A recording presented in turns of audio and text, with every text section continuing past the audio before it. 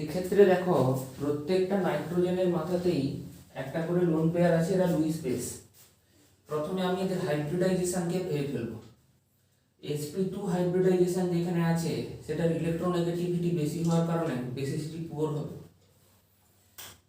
আমরা জানি এটা পিরিডিন, তাহলে এক হচ্ছে খুব পুয়ার বেস। পড়ে থাকলো বাকি তিনজন, তাদের মধ্যে 4 আর 2 এর মধ্যে 2তে অক্সিজেন তার ইলেকট্রোনেগেটিভিটি দিয়ে নাইট্রোজেনের থেকে লোন পেয়ারটাকে টেনে নেবে।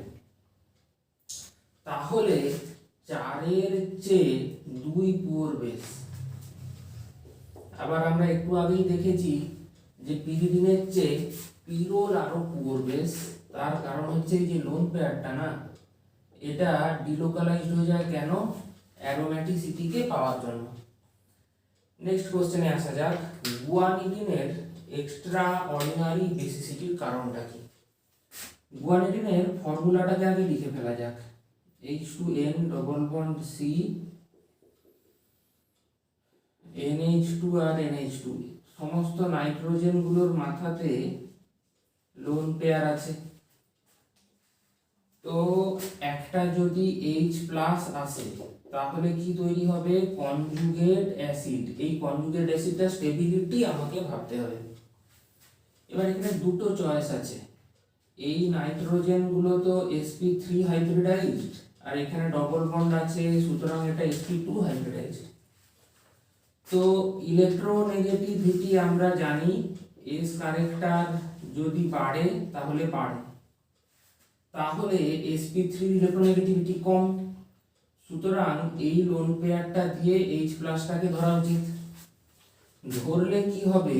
H2N double bond C, NH3 plus, এখানে হচ্ছে NH2, ঠিক আছে? এবং এখানে কিন্তু কোনো রেজোনেন্স স্টেবিলাইজেশন থাকবে না, সেই কারণে এইভাবে কিন্তু প্রক্রিয়াটি হবে না, এটি ভুল, এটি সম্ভব না। তাহলে কিভাবে হবে? দেখো, যদি এইভাবে লোন পেয়ারটা এসে H প্লাসকে ধরে, এটা অর্ডিনারি নয়, এক্সট্রা অর্ডিনারি। তার কারণ হচ্ছে sp2টা হচ্ছে তো মোর ইলেকট্রোনেগেটিভ, এর পক্ষে তো লোন পেয়ার দেওয়ার কথা নয়, কিন্তু যদি দেয় তাহলে ঘটনাটা কি ঘটবে লক্ষ্য করো। এখানে 2 হবে না, এখানে একটা হাইড্রোজেন হবে। H2N ডবল বন্ড NH2, কি বলে, মিস্টেক হয়ে গেছে, আচ্ছা, এবং এখানে একটা প্লাস থাকবে। এবারে এর রেজোনেটিং স্ট্রাকচার গুলোকে তুমি লক্ষ্য করো।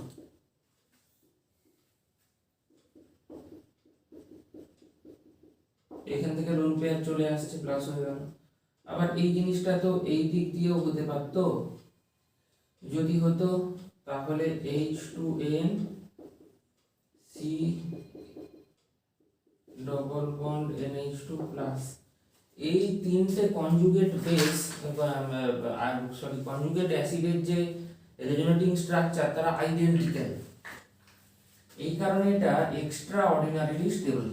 The conjugate acid is extraordinarily stable due to presence of 3 identical resonating structures। আমরা জানি যে একটা লুইস বেস যদি একটা H প্লাসকে নিয়ে একটা কনজুগেট অ্যাসিড বানায়, এর স্টেবিলিটি যত বেশি হবে H প্লাসকে নিয়ে তত ডানদিকে নিয়ে আসার চেষ্টা করবে। অর্থাৎ the more the stability of conjugate acid, the more the basicity। এটাই কারণে। এবারে আসা যাক অ্যামাইড আর অ্যামাইডিন এদের মধ্যে। ধরা যাক একটা অ্যামাইড যে কোনো CONH2 এবং অ্যামাইডিন হচ্ছে এটি, এদের দুজনের মধ্যে। আচ্ছা, একে যদি একটা H+ দেওয়া হয়, মানে চিন্তা ভাবনাটা কি, উভয়ের ক্ষেত্রে কনজুগেট অ্যাসিড বানাবো, তারপর তাদের রিলেটিভ স্টেবিলিটিকে যাচ করব।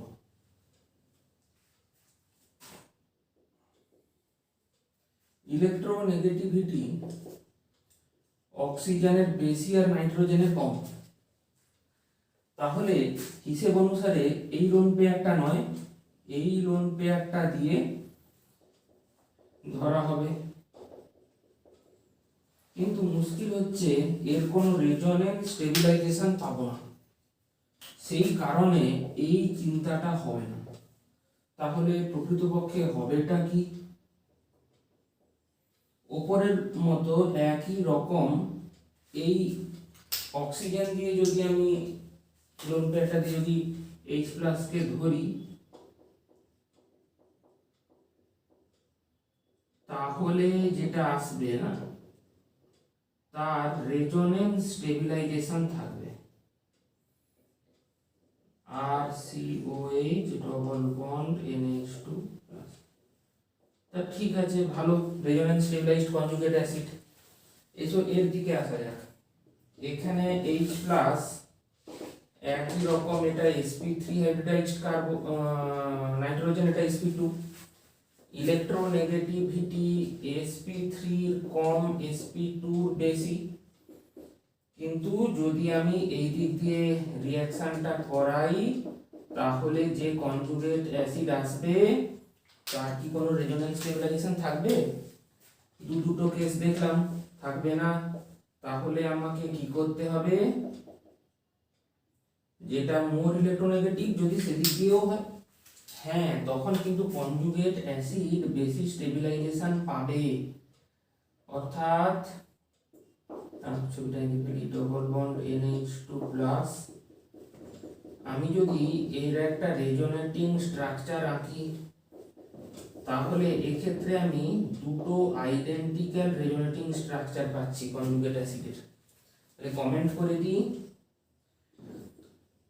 the conjugate acid is extraordinarily stable due to presence of two identical resonating বা canonical structure ও বলে। এর ফলে এই কনজুগেট বেসটা বেশি স্টেবল, সেই কারণে সবসময় অ্যামাইডের চেয়ে অ্যামাইডিন গুলো মোর বেশি হয়ে থাকে।